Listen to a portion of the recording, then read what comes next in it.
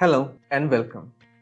Ansys Discovery is a simulation-driven design tool which combines the immediate physics simulation, high-fidelity simulation, and interactive geometry modeling in a single immersive and user-friendly experience. In this course, which is made up of 6 lessons, we will deal with the important tools which are useful for preparing the geometry for performing CFD simulation. We will first begin with the pull tool, which is used to modify geometry by extruding surfaces and offsetting them. Then we will learn about the move tool, which helps to move objects in geometry, prepare patterns, mating faces, and making copies.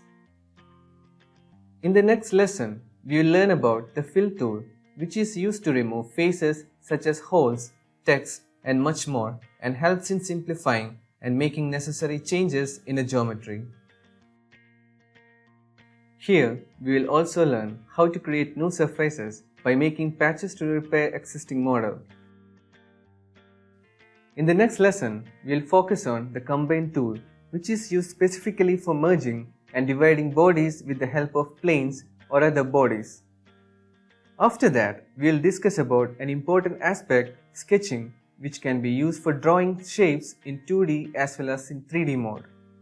This tool can also be used to apply constraints and dimensions for fixing the geometries.